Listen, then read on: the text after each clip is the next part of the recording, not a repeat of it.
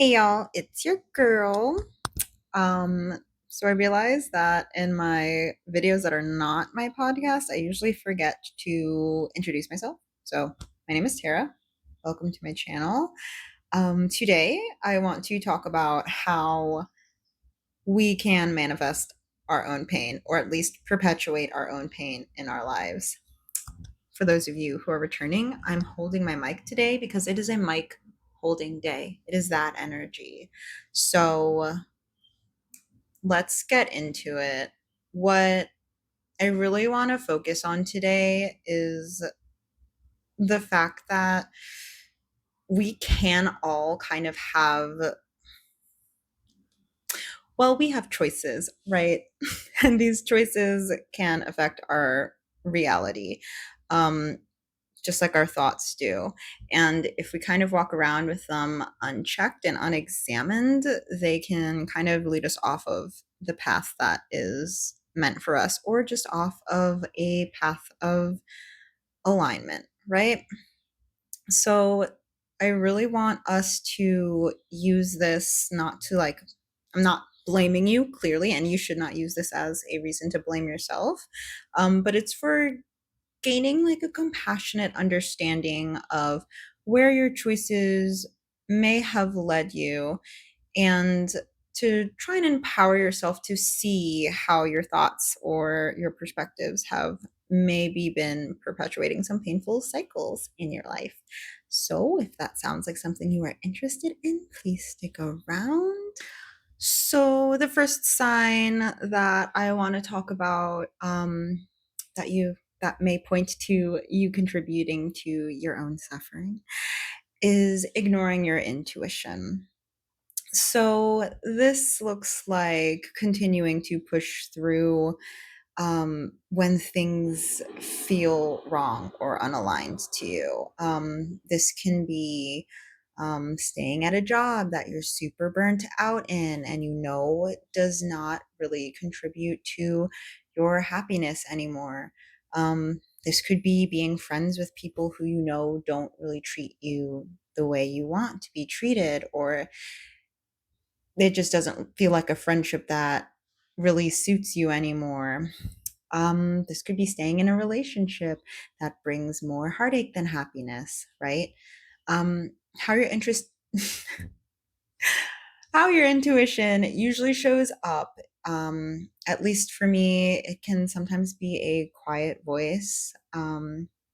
It's usually very hard to hear this voice, by the way. So don't feel bad if you're like, what? I don't hear my little voice of reason. Most people don't, just because we've kind of been programmed to not hear the inner guiding voice inside of ourselves. You know, we're kind of taught to not trust ourselves from the get go, which sucks because that kind of disconnects you from your intuition. Your intuition is also feeling, like the feelings that you're feeling, that maybe you can't logically explain. It can be body signals, like maybe a stomach ache or your head hurting, some things that, you know, signal to you that something is not right.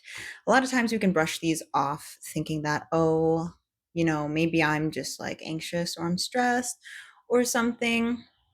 But the more you attune to your body and the more you start to trust the signals from your body and the feelings and the little thoughts that pop up, that's when you start to kind of understand how your intuition is actually speaking to you. So, yeah. I want to just chat really quickly about how ignoring your intuition can really break your trust with yourself. Um, and breaking trust with yourself is also breaking trust with the universe. If you are trying to deepen your connection to the universe or the divine or higher consciousness, um, your intuition is that connection to that higher wisdom, right? That is how source speaks to you. Um, and so not trusting yourself is not trusting the universe, because you're always being guided. It's just whether or not you're listening or you are feeling brave enough to trust that guidance. Okay, another sign, or maybe symptom of contributing to your own suffering. Sorry, I like zoned out for like 30 seconds. Um, is ignoring reality. So this is going to differ from ignoring your intuition because your intuition is more subtle, it's more feeling based. Um, it's versus ignoring reality is like ignoring things that you can actually see. You're experiencing it right now, like it's factual evidence and observations, right? Um, One example of this could be you're in a relationship with somebody who lacks integrity. So their words don't match their actions. But even though you see this continuously, you kind of continue to give them a pass. Um, Another example is maybe you're working at a job that is just crumbling from the inside. It's literally a dumpster fire, and there's no support, there's no structure, but you kind of keep sticking around thinking like it's fine, it'll get better, even though I've been watching it steadily decline over a period of months. um no judgment, like we've all been there. So ignoring reality is essentially ignoring what you're actually seeing and kind of pretending it's not happening. Because sometimes it's a little bit easier just to stay in the same place, right?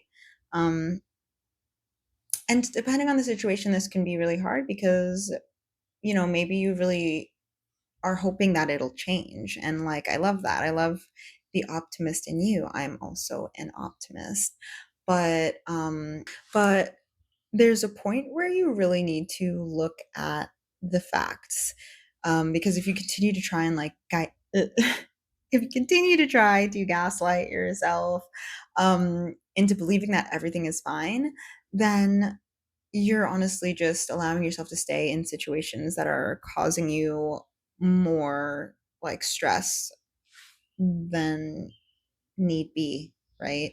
Number three, that I was actually, I'm going to be honest with you guys, I'm guilty of like all three of these.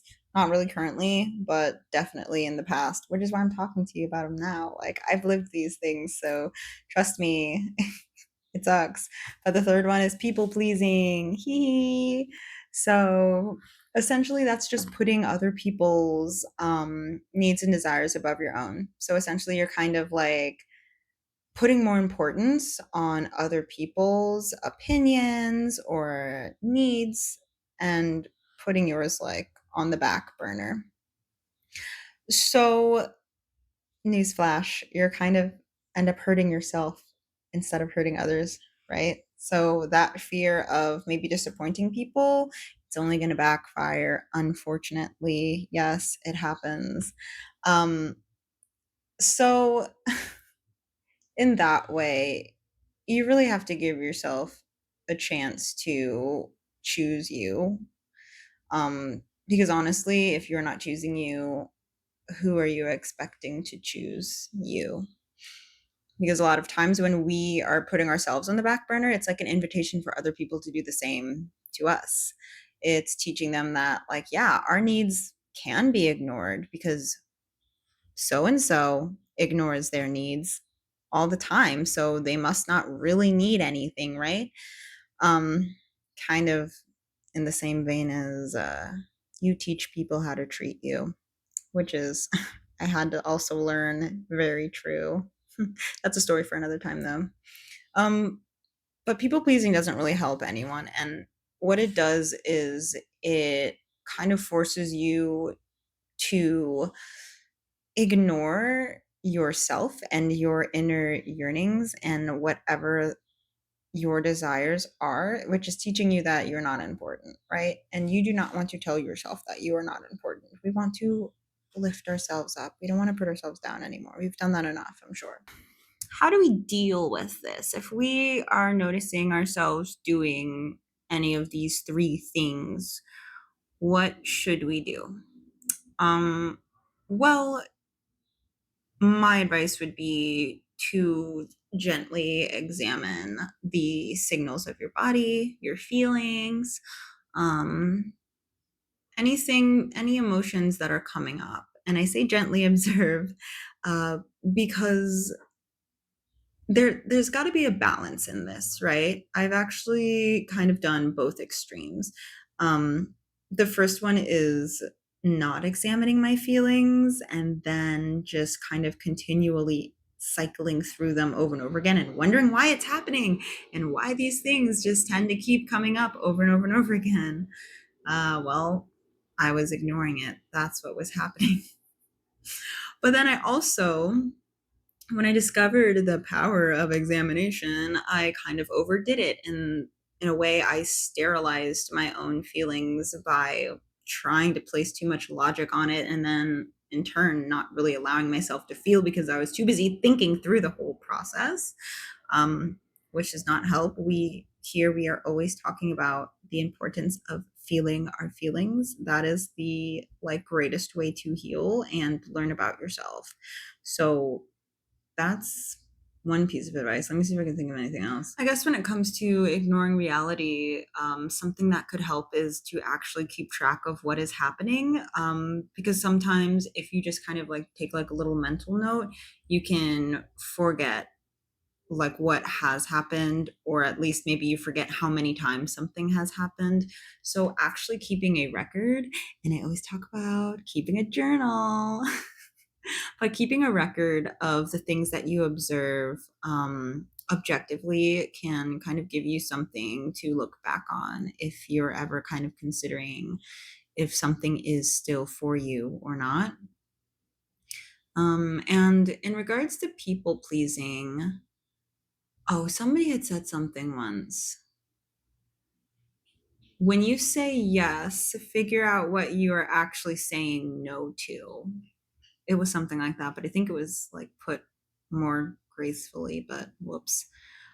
So for example, if somebody wants you to, I don't know, help paint their house, if you say yes to that, then maybe you're saying no to relaxing on a Saturday or taking your dog on a nice long walk or something that you might want to do more than, I don't know, helping paint somebody's house.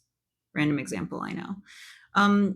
So my challenge to you, if you are somebody who identifies with being a people pleaser, is try and buy yourself time before you agree to anything. Just be like, yeah, can I get back to you? Let me just check and make sure that I'm free that day. And then give yourself time to figure out, okay, if I'm saying yes to this, then what am I saying no to? And if you're not really saying no to anything important and the yes feels really good, then like go for it. But I find that a lot of times, if you have a history of people pleasing, you don't really think it through. You kind of just spit out the yes. And that's not super helpful when you're trying to live an aligned life, when you are choosing yourself. Anyway, TBH, I did not really want to film today. But I was like hitting up my tarot cards and they're like, do it because you said that you would. You promised. And I'm like, okay, yeah, maybe I promised. Okay, maybe I promised. But I don't really want to do it. But I am here. And I did it.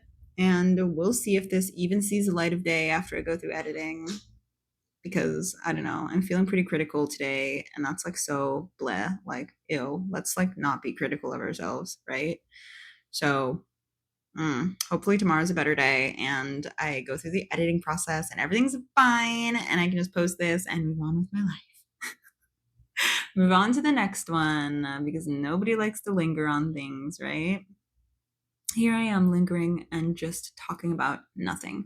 So I'm going to let you go and I hope you have a great week. And yeah, okay, love you. Bye.